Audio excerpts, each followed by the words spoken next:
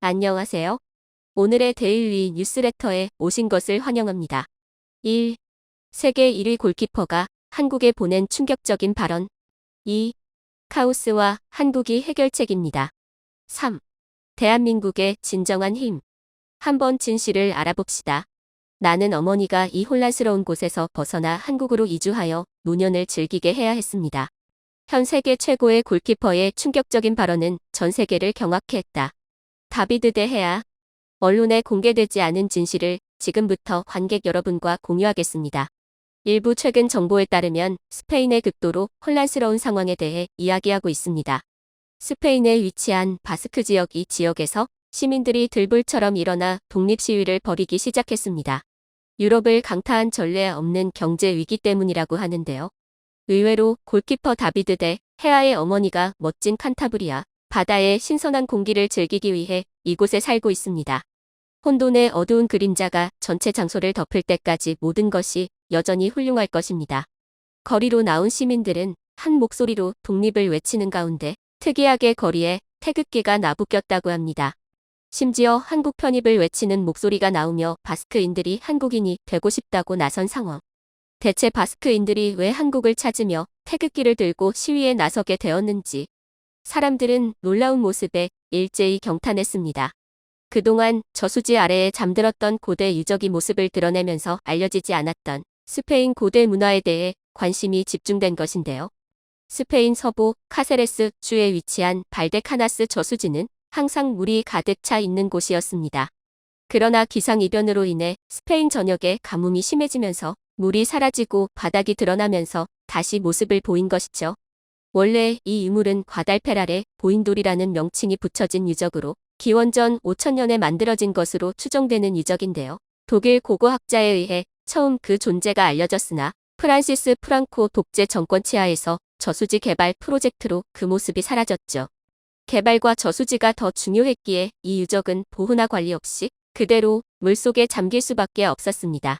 마을 주민들은 이 유적을 잘 유지해 박물관으로 옮기자고 할 정도로 다시는 없을 기회가 이들 주민들에게 찾아온 셈이죠. 스페인을 강타한 폭염은 이처럼 과거의 유물을 다시 소환할 정도로 스페인 주민들을 힘들게 하고 있습니다. 제대로 된 공장 가동은 물론이고 서비스업을 비롯한 대부분의 산업이 정상적으로 작동되지 못하기에 스페인 경제에는 빨간 불이 켜졌죠. 인플레이션 역시 스페인을 괴롭게 하는 요소입니다. 자원전쟁으로 비화되는 각종 기초자원 수급 문제에서 스페인은 자유로운 상황이 아닐 뿐더러 코로나 시기 보조금과 실업수당을 지급하면서 치솟은 물가가 겹치면서 역대 최고의 인플레이션율을 기록, 물가 통제도 스페인은 필요했습니다. 페드로 산체스 총리는 인플레이션 완화 대책을 발표, 현재 50% 할인을 적용하고 있던 국영철도 티켓을 9월 1일부터 연말까지 4개월간 무료로 배포한다고 밝히며 치솟은 물가 잡기와 민심 잡기에 나섰습니다. 스페인 국영철도인 렌페와 대도시 통근 열차 세르카니아스 시코니어즈, 카탈루냐 지역 철도 로달리에스 로덜리즈가 무료 티켓 배포에 해당되었죠. 차량을 주로 이용해 통근하는 스페인 주민들을 달래고 대중교통 장려로 에너지 절약까지 노리는 정책이었습니다. 그러나 이러한 임시 정책에 많은 이들은 분노했죠.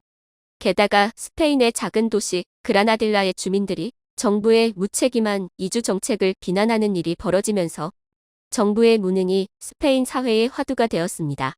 이런 사태가 다가올 동안 정부는 대체 무엇을 했는지 시민들은 불만에 차서 정부를 향해 대규모 시위에 나섰습니다.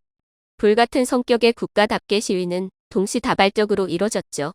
세비야와 바르셀로나 지역에서 시작된 시위는 산발적으로 전개되더니 카탈루냐 지방에서는 아예 대놓고 정부를 비난하는 시위가 전개되는 모습을 보였습니다. 이에 동조해 바스크 지역에서도 시위가 전개되는 등 사태가 심각해졌습니다.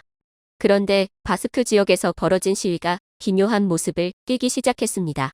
정부에 대한 불만으로 끝나는 것이 아니라 독립에 대한 목소리가 나오며 바스크 깃발은 물론이고 태극기를 든 이들이 등장한 것입니다. 바스크 지방 사람들이 독립을 요구하면서 태극기를 든 것은 사실 과거 고대 바스크인들과 한국 사이의 관계 때문입니다. 프랑스와 스페인 접경지대에 주로 거주하는 바스크인들은 옛날부터 유럽 민족과 다른 정체성을 지니며 살고 있었는데요. 이들이 쓰는 언어나 문화를 살펴보면 유럽 문화와 다른 형태를 띈 것을 알 수 있죠. 게다가 DNA 분석 결과 이들과 유럽 민족 사이의 상관성이 낮게 나오면서 바스크인들이 어디에서 온 이들인지 많은 학자들은 궁금증을 품었습니다. 서울대학교 신용하 교수는 바스크인에 대해 놀라운 가설을 제기하며 고대 바스크인들이 고조선의 후예라는 사실을 밝히며 바스크인과 고대 한국인 사이의 관계를 드러냈는데요. 과거 고조선 멸망 이후 중국과 흉노족이 거주하는 중앙아시아 벌판을 거치며 이들 한민족의 후예들은 이름을 아발족이라 바꾸며 고조선의 명맥을 이었습니다. 이들은 게르만족과 전투를 벌이며 독자적인 세력을 유지. 결국 오랜 세월이 지나 아발족 세력 일부분이 프랑크 왕국의 샤를마뉴 대왕의 공격을 피해 피레네 산맥 쪽으로 도망가 지금의 바스크 지역의 선조가 되었다고 본 것입니다. 이에 대한 증거로 바스크족 언어를 들었는데요. 바스크 언어를 바스크족은 유카라 에우스카라라고 칭합니다. 가라카라는 말, 언어를 뜻하는 고대 한국어인데요. 유카라는 고대 아발족의 말이라는 뜻이 변형된 것이라고 분석한 것이죠. 바스크어의 문법 역시 고조선어와 마찬가지로 주어, 목적어, 동사 어순입니다. 전형적인 오랄어족에 속하는 구조로 유럽 언어의 보편적인 특징인 주어, 동사, 목적어와는 확연한 차이를 보입니다. 열다라는 한국어는 바스크어로 일으키다 아이키트타라는 표현을 쓰거나 안따라는 한국어를 바스크어로 번역하면 자리자리로 번역이 되는 것을 보면 한국과 바스크는 상당한 연관성이 있죠.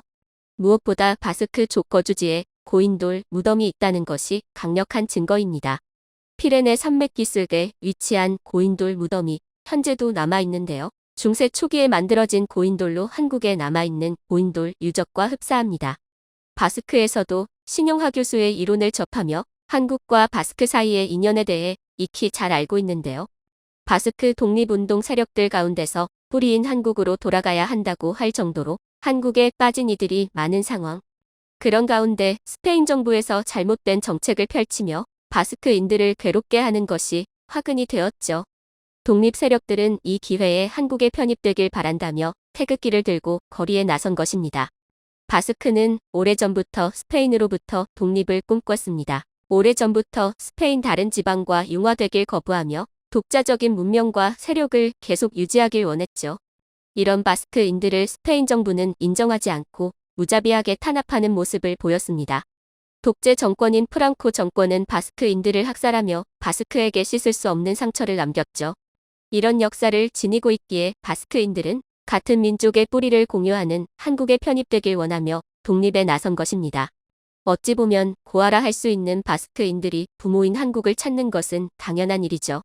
바스크 민족의 독립을 바라는 바스크 민족주의 당 PNV는 최근 독립에 대한 기세를 높이며 바스크 민족들을 설득하고 있는데요.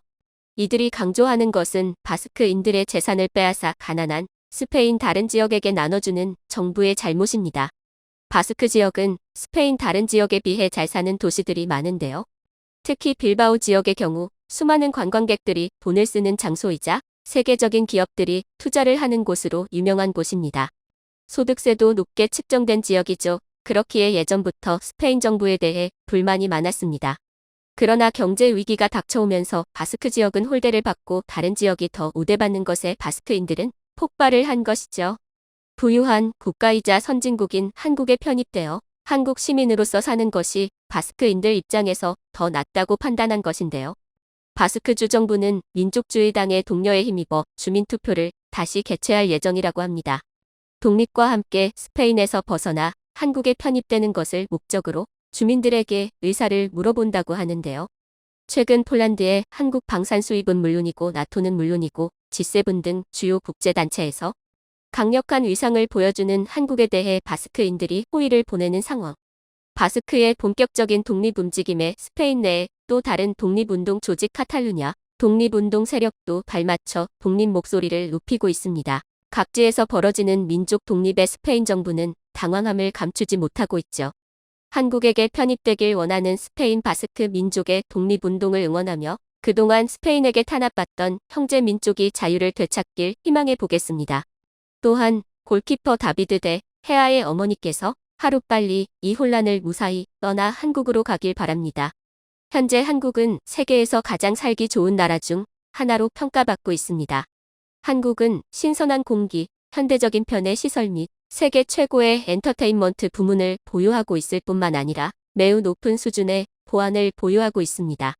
한국을 향해 도발을 일삼던 북한 최근 한국-북한 경계선에 군사를 보내는 것은 물론 대규모 포격까지 감행하며 한국을 제대로 분노하게 만들었는데요. 이에 한국에서는 전술핵 재배치 카드를 꺼내며 북한을 압박했습니다. 놀랍게도 북한은 위협을 무시하고 한국을 계속 무시했죠. 그런데 한국이 꺼낸 비장의 카드에 북한이 마침내 입을 다물었다고 합니다. 이제까지 비밀에 붙여진 한국의 무기가 공개되면서 북한도 더는 도발을 지속할 수 없었다고 하는데요. 북한을 겁먹게 만들고 조용하게 만든 한국의 비밀 병기 대체 무엇인지 지금부터 자세하게 설명해 드리겠습니다. 미치광이 전략의 복사판. 정진석 국민의힘 비상대책위원장은 북한이 최근 벌인 무자비한 도발을 간략하게 함축했습니다. 그의 말대로 북한이 한국에게 보인 것은 히스테리라고 해도 과언이 아닐 정도로 신경질적인 반응이었습니다. 한국과 합의한 9.19 군사합의를 무시하면서 대규모 포격을 감행한 것인데요. 강원도 철원에서 실시된 한미 포사격 훈련에 반발 북한은 군용기 10대를 출격, 군사합의상 비행금지 구역이 북쪽 5km까지 바짝 붙여 위협 비행을 했습니다. 평양 순안 일대에 동해로 단거리 탄도미사일 SRBM 한 발을 발사, 동해와 서해를 향해 무분별한 방사포를 발사 170여 발에 이르는 포격을 감행한 것이죠. 한국 역시 즉각 반응하며 북한의 행위를 규탄, 9.19 합의를 준수하라고 북한에게 경고 메시지를 보냈으나 북한은 390여 발의 포병 사격을 재차 감행, 동해 상으로 90여 발, 서해 해주만 일대로 90여 발, 서해 장산곳 서방 일대에서 210여 발을 쏘며 전방위 사격을 통해 한국을 위협했습니다. 9.19 군사합의는 지난 정권 때 김정은 정부와 맺은 합의로 군사분계선 일대에서 상대방을 겨냥한 위협적인 군사훈련 중단, 우발 충돌 방지를 위한 완충지대 설정을 골자로 하는 합의를 체결했습니다. 그러나 북한은 한국과 맺은 협정을 지킬 생각조차 하지 않고 바로 돌변하는 모습을 보인 것이죠. 애초부터 지킬 생각이 없었던 북한은 오히려 한국이 북한을 먼저 도발했다는 주장을 펼치며 황당한 논리를 내세웠죠. 물리적인 타격만이 아니라 사이버상에서도 북한은 타격을 이어갔습니다. 알고 보면 사이버 타격이 더 먼저 진행된 것으로 밝혀졌는데요. 한국 보안업체 이스트 시큐리티가 이 사실을 고발한 것입니다. 이스트 시큐리티는 사이버 위협 징후가 곳곳에서 포착되었다는 사실을 밝히며 북한 정찰총국이 이 모든 일의 배후에 있다고 주장했죠. 수년 전부터 진행된 일이며 북한은 한국 타격을 위해 스파이웨어를 이용 깊숙한 곳까지 감시망을 펼치며 비밀리에 잠복했던 것입니다. 이스트 시큐리티는 특히 방산업체를 대상으로 다양한 해킹 시도가 이뤄진 것이 발견되었다고 보고하며 이를 막기 위해서 방산업체들의 보안 중요성을 강조, 추가 피해를 막아야 할 것을 주문했죠. 주요 국방 안보 전공 교수들도 침투 대상인 것으로 드러났습니다. 북한 해킹팀은 개인용 무료 전자우편 주소를 수집해 악성 파일을 교수에게 전달, 만일 무방비하게 그 파일을 교수가 열면 개인정보를 탈취하는 수법을 사용했다고 하는데요.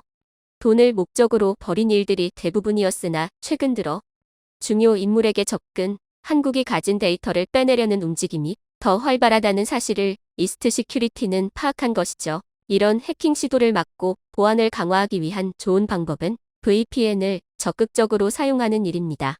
오늘 뉴스펙트럼 구독자분들을 위해 저희 채널에서 특별한 VPN 서비스를 소개하고자 합니다. 바로 서프샤크 VPN이 그 주인공이죠. 가상 사설망 VPN을 설정해 이 망으로 데이터를 주고받으면 암호화된 정보를 함부로 탈취하는 것이 불가능한데요. 서프샤크 VPN은 보안에 있어 탁월한 기술력을 보유하고 있습니다. 특히 카페 와이파이처럼 무료 공용 와이파이를 이용할 경우가 많은 한국인들은 언제나 해킹 위협에 노출되어 있다고 해도 과언이 아닌 상황. 서프샤크 VPN은 이런 위험 상황을 사전에 예방할 수 있습니다.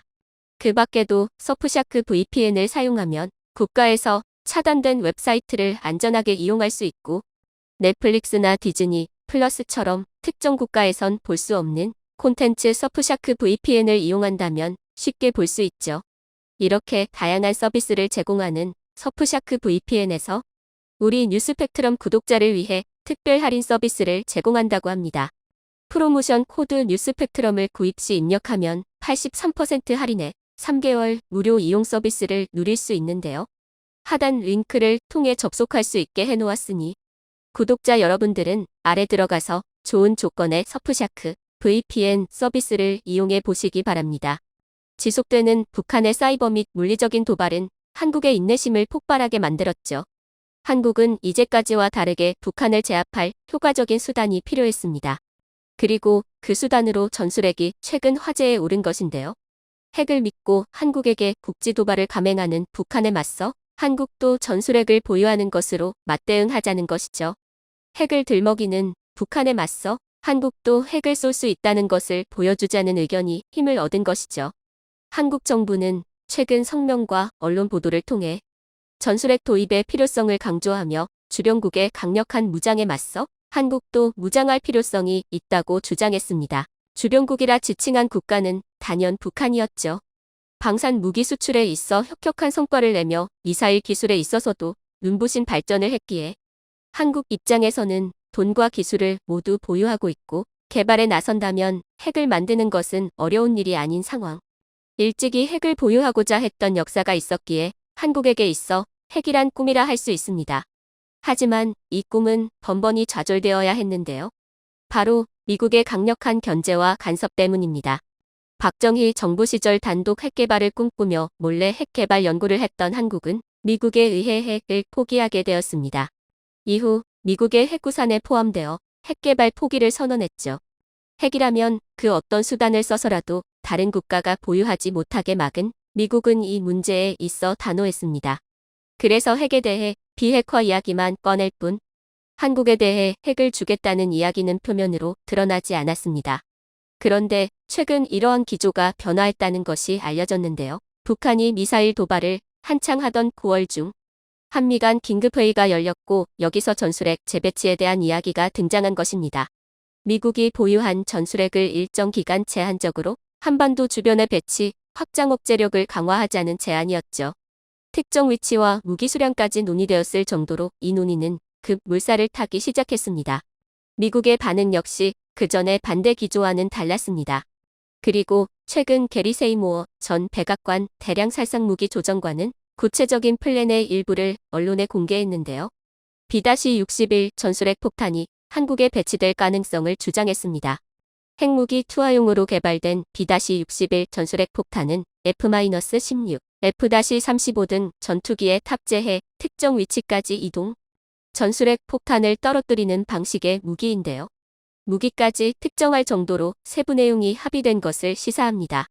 결정적으로 존 커비 국가안보회의 전략소통조정관은 한국 전술핵 재배치와 관련 한국의 바람은 한국이 이야기하길 바란다며 완전 거부 의사를 표현했던 과거와는 다른 모습을 보였습니다. 기존과는 다르게 핵과 관련 협상 테이블을 열 수 있다는 자세였습니다. 북한은 이러한 움직임에 코웃음을 치며 도발을 멈출 생각이 없었죠. 오히려 미국과 한국을 동시에 비난하기에 바빴는데요. 그러나 이러한 비웃음도 잠시 북한 쪽으로 충격적인 소식이 전해집니다. 그동안 숨겨왔던 현무-5의 시험 발사 영상을 공개, 한국이 군사 보안을 위해 감춘 현무-5를 세상에 공개하며 북한을 본격적으로 압박한 것입니다.